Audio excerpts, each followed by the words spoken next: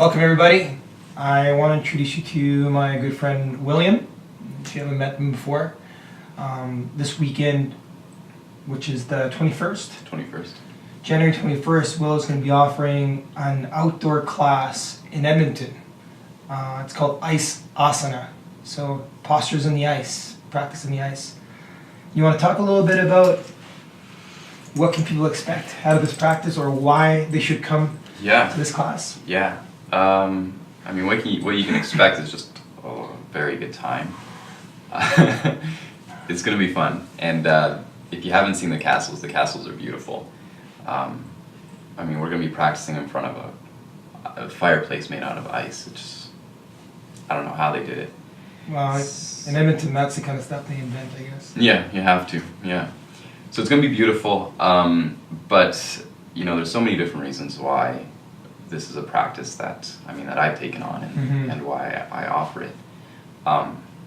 You know, one of the reasons is when we go outside and it's a really cold day, you know, the first thing that happens is the body, you know, recedes.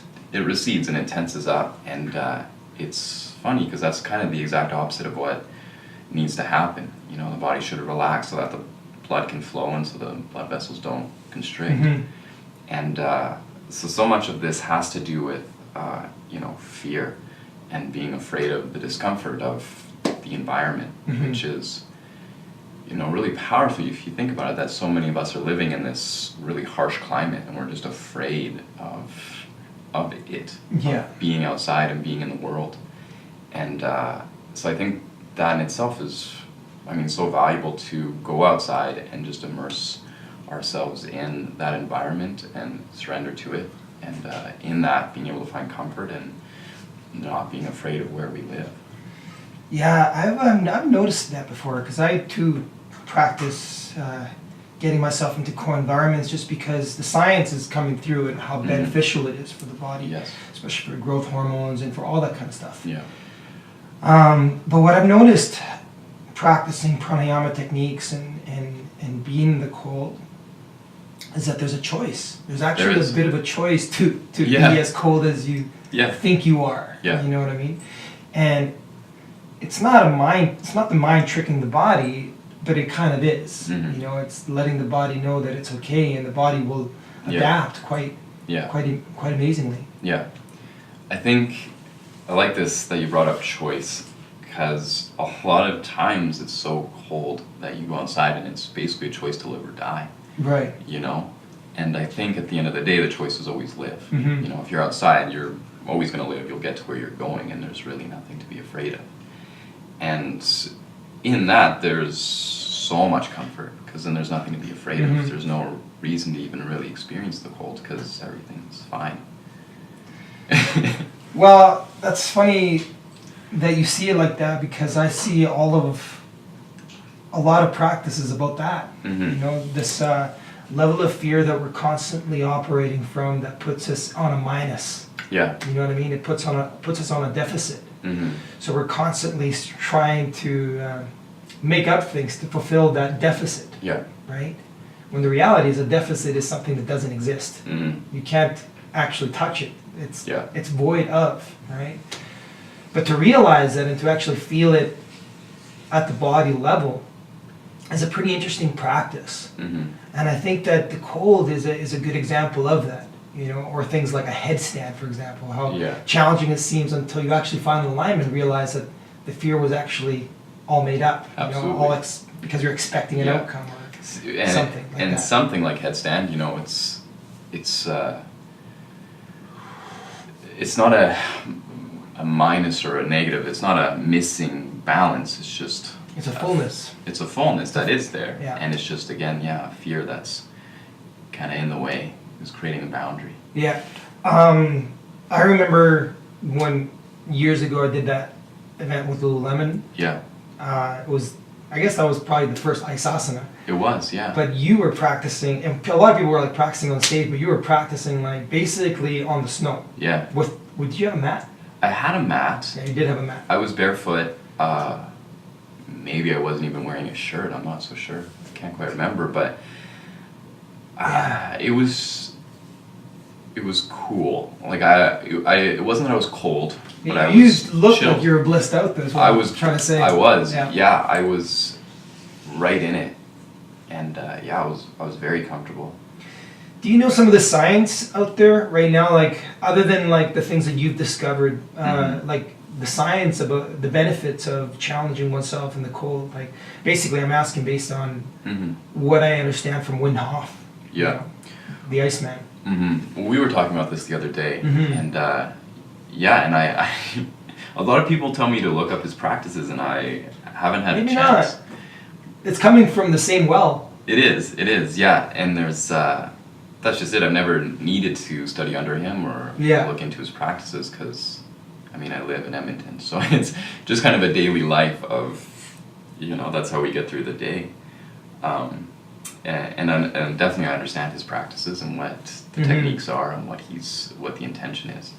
But maybe, because you've looked into him a little bit. Not much either. Oh, no. No, I've done kind of the same way. I mean, you know what I looked into him? I haven't not looked into him.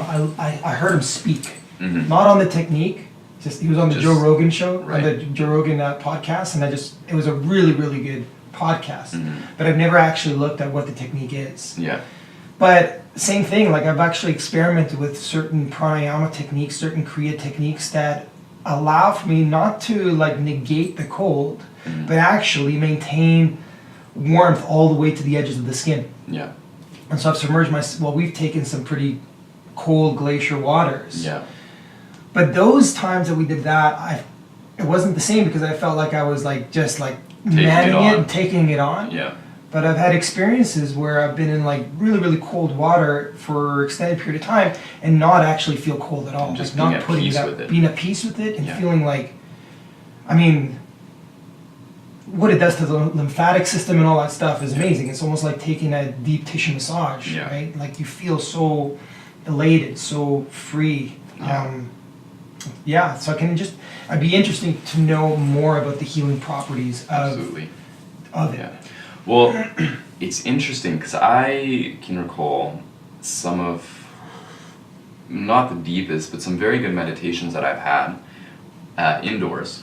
And I actually would be getting goosebumps, chills. Like my body would actually be cooling down and not shivering, but chilled. Like my skin felt chilled to the touch. And it's interesting because in that state, if I was one who didn't like the cold, then I would be running away from the meditation practice. Like, oh, that's uncomfortable and too cold. But actually it was incredibly comfortable just to feel these waves of kind of shivers running up and down the body. Yeah. I mean, all the Himalayan Bubbas, man, they're doing some serious pranayama techniques, and I think that the reason why they're up there is because of that. It's because you actually need a coat of cold if you're doing some pretty intense breathing techniques. Otherwise it can, maybe heat up the nervous system a bit too much. Yeah. So they choose the cold. Well, there's this idea of tapas, right? Which is just this kind of, when we take on this devotional, I wouldn't say it's austere, but maybe a little bit, but just this very, very dedicated practice. And we have a direction that we want to go, and we won't let anything get in the way, then there's so much friction, and it creates an immense amount of heat. And not only that, but just the radiance of where we're going itself is also incredibly hot. So I know, and this is another reason why I take on this practice, is a lot of times the cold is something I actually need, otherwise my body is feverish, it's just way too warm. And friction is, at its source, is light. Right? And in yoga we work with a lot of light is actually what we're doing. So it's a nice lesson as well for life. A lot of us are seeking some comfort, but if we tend to seek it outside of ourselves, we tend to put ourselves in situations that are just comfortable. It becomes very stagnant. We need the friction. We need the suffering. We need the pain. We need all these things that brings us to past our comfortable edge, and then just dissolve that to once again recognize that you're always fine.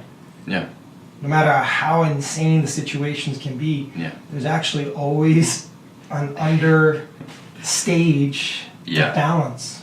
So this makes me think about physics.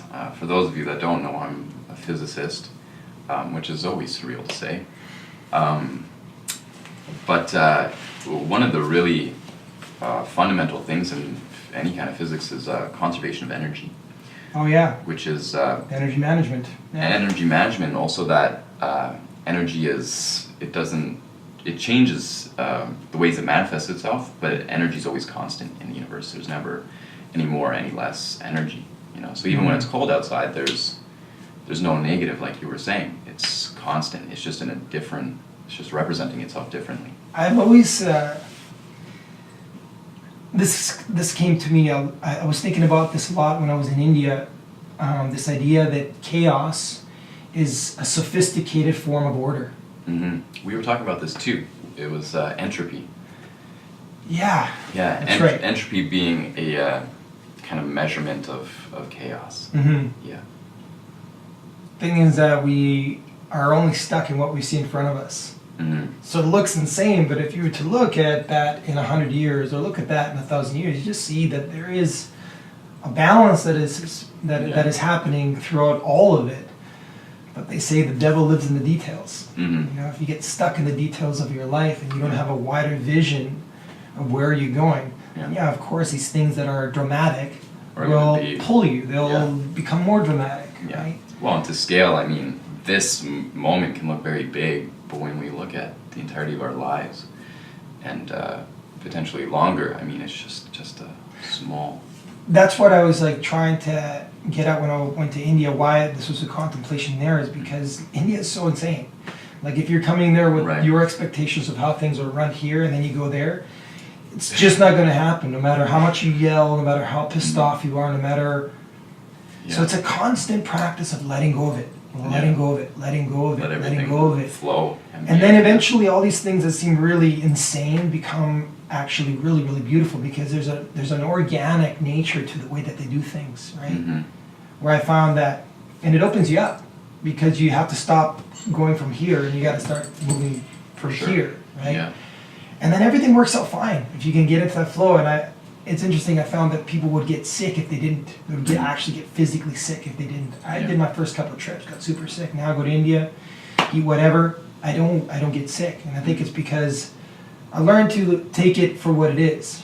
I've learned to trust. I've learned to let go a little bit of that fear that my way is the way that it should be. Right. And then every time I leave, I want to go back. Like I want to go back right now. But anyways, my whole point to that is that it takes you out of the details of things and it just makes you look at life a little bit more broad. Mm-hmm. Excuse me, I'm fighting a little bit of a cold. What kind of things would you do to train for this? So I like skating, and oh man, I love skating. So much that I can't really even say anything more. And you do it basically in your underwear? I've gone a few times with no clothes on. And that is, let me tell you, that's something not else. legal for one. But no. No, I'll go, I don't know, 2-3 in the morning. Because nobody's on the ice then. Nobody's anywhere, so I can kind of get away with it. And it's pretty crazy because you've got to undress and then you have to sit in the snow while you tie up your skates, which takes some time, and then and then I skate around, and of course it's like very late at night, so Dude, it's cold. If I could just film that, put it out there for the world to see. Yeah, it's something else, and then you're going at high speed, so the wind is just coming right through you, and then that's the thing, it's not, the wind's not hitting you, it's just moving through, and that's kind of the practice, is just being one with the environment. I was just thinking that maybe something even like Yoga Nidra would be another one. It is, yeah. To really guide sensations. Yeah, because that's another one that's quite vibrational. And whenever I think of vibration in relation to just practicing outside in the cold, or the hot, in the heat for that matter, it's the shivering. which is just, you know, obviously a vibration. Mm-hmm. And it's just a matter of directing it and refining it so that it becomes very subtle, so that the body's not shaking, but the atoms, the molecules are vibrating. Mm-hmm. So that as a whole, the body is working individually, you know, each part is doing its own. So what breathing would you be doing then? Samavriti? Samavriti, equal, balanced, impeccably balanced breathing. Because do you do a warming breathing first, or into, I take it as it comes. So Samavriti is usually just the go-to. Just find it very, find the breath very balanced, and then very integrative into the senses. Exactly. It really integrates you into.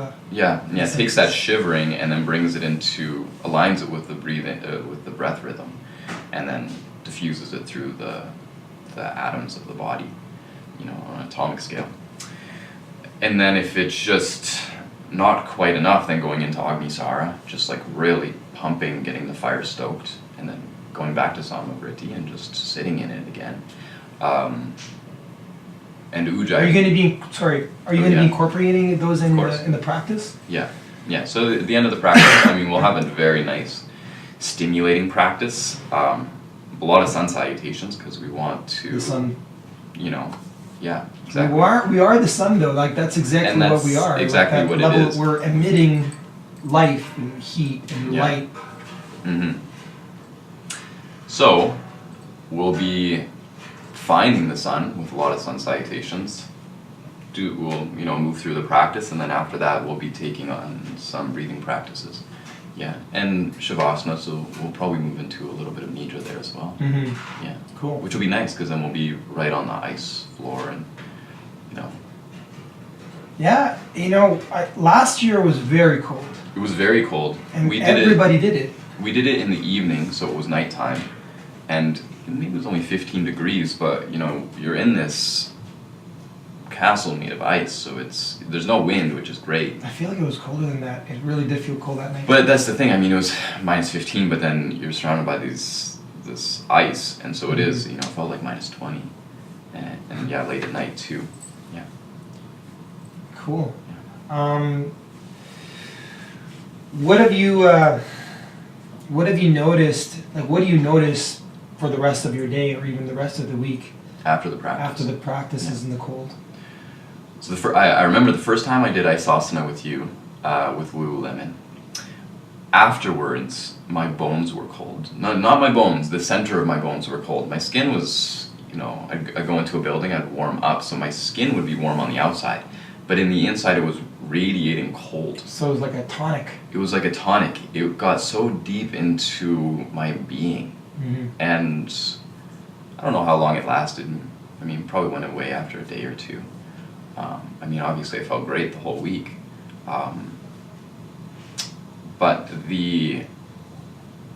for one, it connected deeply to parts that I just would not be able to access through anything else, because it just brought sensations so deep into the body. And then it's also just taking that vibration deep into the body as like a very, very deep internal massage. Yeah. Yeah. Which is what I think you were talking about earlier. Exactly. Yeah. I wanted to talk a little bit about your relationship with plants. Oh, man.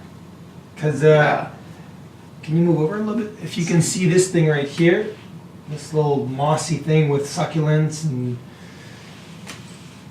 Anyways, he made this. He makes these amazing, amazing creations. And if you go to his apartment, he's got literally about 300 plants? 300, yeah. 300 plants, give or take, in his apartment. Yeah. Now he's growing some dreadlocks, so he's even growing plants in his hair. It's becoming part of it. What can I say about that? I mean, I don't know how it happened. I had like 30 plants, maybe more than most, and then suddenly I had hundreds, and then suddenly I had hundreds more. Really. Do you buy them all, or do they just come into your life? A little bit of both, yeah. Well, I work in a greenhouse, so anytime there's a plant that needs saving, I'll bring it home. I get a lot of free plants from there, which is great. things that they don't want. Cuttings I'll bring home. Mm-hmm. And then some rare plants I'll pick up. And then, yeah, a lot of taking other people's stuff, saving the hospital work, that kind of thing. Yeah. You know, it's the way I look at it is that with both practices, you are connecting with the source. Yeah. Because you're connecting with what's creating life. The heat Mm-hmm. in your body, you are creating life. Mm-hmm. And Creating environments. creating an environment Yeah. and you know, it's this idea of like, if you want to be at one with the creation, you should be doing what the creation does, is just create. Yeah. Which is also a thing that really makes you present. Definitely. Because you can't really be a super creative person if you're trying to plan it. You actually have to be in it. And right? doing it, doing the work. So it's an interesting practice of really consolidating your timeline into something that is real, which Mhm. is life. You know, like Yeah. the heat that you're creating, the life that you're growing. Mm-hmm. It seems like it's a, you know, it seems like a meditation almost to me. It is.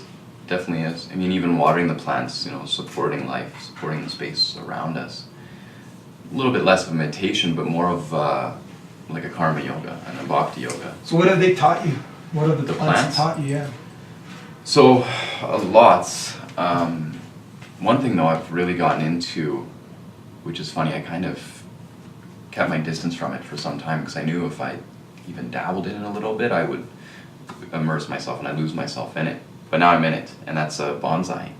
Oh yeah. Yeah, that's one thing that I love bonsais, man. It's beautiful. It's such a beautiful practice, and I mean, what can I say about it? Say something about it. Actually, that'd be really yeah. So there's this bonsai that I did at the studio. How about explain exactly what is a bonsai tree? What is a bonsai? Yes. So bonsai is an art. It's a very patient art where we are establishing a relationship with a plant and guiding it along its way. And in that, I mean, bonsais last generations, hundreds of years if the instruction is passed down properly and the relationship is passed down. Like a single bonsai tree. Single bonsai, yeah. And in the same pot for generations they'll last. And it's beautiful because it's shaping the future. It's, I don't want to say shaping it because it's not imposing anything. It's a conversation with the plant and with the space around, and even so far as a conversation with the future and saying this is what is Mm-hmm. needed and an understanding of what's needed between you and that, and then building that together. And again, energy management. And then taking care of it. And it's so beautiful that way. How exactly does it work? Like, is it a tree that's small? It's not that. No, so I consider every plant that I do a bonsai. Mhm. Even if they're not shaped, and if they're not small and everything like that. Really, I consider bonsai anything that's container gardening. Mhm. Although, I guess anything outside I would still consider a bonsai because it's an art of taking care of the space around us. And, if some pruning needs to be done, it's not imposing a shape, but it's, again, just guiding kind of a future way that plant can hold an atmosphere around it. And in that, there's, so much work with geometry and, the frequencies that something can hold and, shaping things that way. But I've got a full-size cherry tree in my bedroom. And, I consider that very much a bonsai, even though it's big. And that one I am shaping, but again, just... Does it fruit? Sort of. Cherry trees need to be cross-pollinated, so it's blooming right now, but no other cherry trees are. So I just need pollen from another tree to pollinate it. And I can't do that because there's no cherry trees blooming right now. Right. Yeah, but yeah, it will The fruit. bark of a cherry tree is really beautiful. It is, yeah. And this one's a rainier cherry. It's a BC cherry. And it is, yeah, it's a very nice wood. And the flowers, are really nice. Well, I think we'll have to do a little episode there. Yeah, Yeah. yeah. So, what is it that you hope to do with these? Are you hoping to make a business out of it? Yeah, well, it's a business now. I am selling them. I mean, I've got so many plants now that I can't stop creating. Yeah. You know, a lot of times I just make something and I don't have the capacity to take care of it because I've got so many other ones, and a lot of times they're not intended for me at all. They're just something that it's beautiful because there's something that just says this is what needs to happen. Create this, and then I make it. I'm like, I don't know what to do with it. So now they're for sale. Yeah, but I do a lot of custom work, and I prefer to do the custom work because it's so much more intimate, and you know, people get something that they need, what they want, and that they can care for. Yeah. What's the hardest part of making one of these pieces? I don't find it difficult at all. Okay. No, but I guess the most time consuming, like, because you got to set it up. I mean, I'm looking at all the pieces and the plants and design, I guess. Planting everything doesn't take too long, and the design is usually so intuitive that I can usually figure it out. If anything, it's just finding all the pieces, because I don't know where this shelf came from. It was just something that I had from an old roommate. And Jose, yeah. And I don't know where he got it. I don't know where I'd find something like this again. And I think that's going to be it. Well, I'm glad I got it. Yeah. Yeah. Because it fits really nice with you. Yeah. And the second I made it too, I knew in my mind that it was for you. Oh. Yeah. Awesome. Yeah. So, can you talk a little bit about some of the workshops that you have coming up? Yeah. March 9th, I'm doing a workshop with Noel, and that's going to be Dion. Dion, yeah. Dion, yeah. And what it translates to is one pointed focus. So the whole practice, we're going to do a lot of sun salutations in the beginning. I'm not even counting. We're just going to do them. Just going to feel it out? Just going to feel it out, as many as is necessary. And the whole time during the practice, there'll be a candle in front, so that as you move through, the mind is centered always, and not just centered, but seeing itself as it is, which is that luminous self. Which is really the whole point of drishti. It is. Yeah. Exactly. Yeah. And so then we'll move through the rest of the practice, which will be a little bit more restorative. Noelle does great massage work, so she'll be very hands-on, moving bodies, refining alignments, and then we'll end the practice with some breathing, stoking the fire, and then some candle gazing again, just to really get How often do you candle gaze? I try to every night, but a few times a week at the least. Yeah. Yeah. That's a good practice. I enjoy that practice at all. Yeah. And then you have another workshop coming up. Yeah. So it's still in the works. In the spring, over the summer, I'm going to try and get it so that it's a few days over an extended period of time, so that's very much a course. And it's going to be on Swara Yoga, which is, I think Swara translates to flow, and it's just finding a union with the flow of the breath, and not just of the breath, but the flow of the universe, the kind of frequencies of the breath, that changes through time. And it's very deep practice because it's such a subtle awareness of how the breath is, the frequency of it at any given time.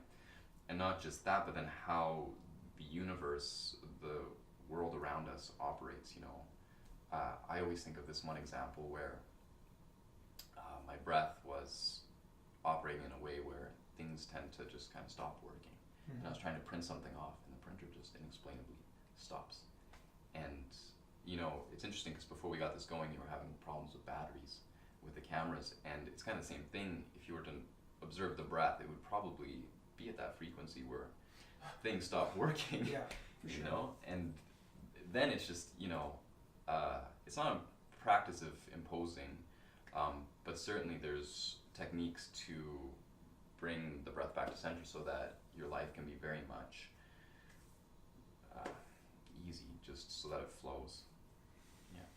Yeah, I mean, I've always looked at the sattva practice in a way that, depending on how you're looking at it, it really fits into any category. It does. It can be tantric. Yeah. It can be definitely swara yoga, because it's actually what we're doing is that what you just explained. We're just adding now the frequency of shapes. Yeah. And using the frequency of shapes to then create a harmony within the body that allows for them to be this union. Yeah. Big word union. But I mean, I'm talking about like this union of frequencies that you're saying, like between internal, external, and everything in between. a lot of nadis work, A lot. Yeah. Good. Well, I'm really excited for that. If I'm in town, I'll definitely come to that. It's going to be good. I'm really excited because Swara Yoga is something that I've been practicing for some time. And I mean, I have a breath journal. So every hour or two, I'll write down where the breath is at, what the frequency of the breath is, how the world's operating, what mental, emotional states I'm in. How do you measure your frequency? It's come to the course and I'll tell you. But I can tell you. So there's the tattvas, there's 5 elements, and there's each tattva has a specific point that it hits on the nose when it comes out. There's also Ida Pingala, so they'll kind of operate differently dependent on which nostril it's coming out of or flowing into. And so part of it is going to be the distance it flows out the nose. And it's really hard, not hard, but it's just so subtle to really find, so it just takes some practice. But breathing out and then finding which direction it's moving. And then that tells you which tattva it is, and then the tattva itself has a representation both internally, mentally, emotionally, physically with the organs, and then externally, planetary alignment and just happenings around us. Yeah. You know, it'd be really interesting to see like truly the effect of postures, and actually more so the specific technique of Sattva Yoga, because you know the point of excuse me, of Sattva Yoga is that by the end of it, you're in a tridosh state. You know, you're not too up, not too down, but you're right in the mean. So I'm wondering, like, you know, you could be measuring it from day to day, but what would it be like to then measure it right after every single practice? Before and after practice, I guess. Yeah, which is the practice. Yeah, Swara Yoga is very much a practice of observing, so it's just every moment observing, and in the beginning of practice, best time, and especially after. Yeah, even right in the middle. Yeah. But yeah, definitely. And then what we're looking for is,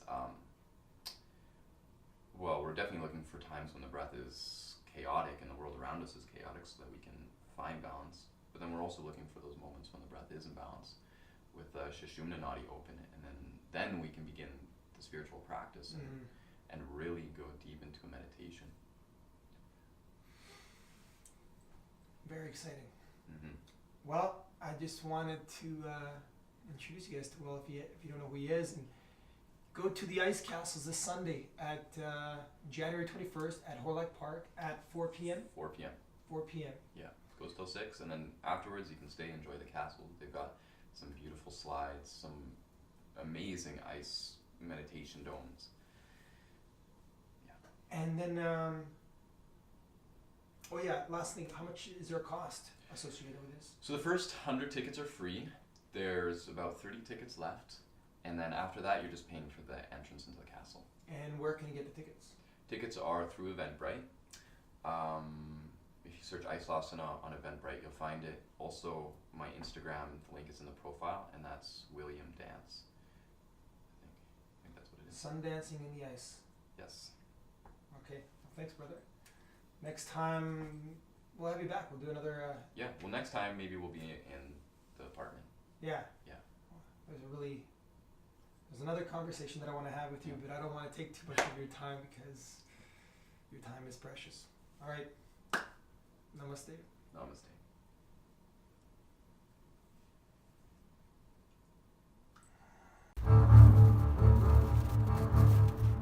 Ice Asana, lighting the inner fire.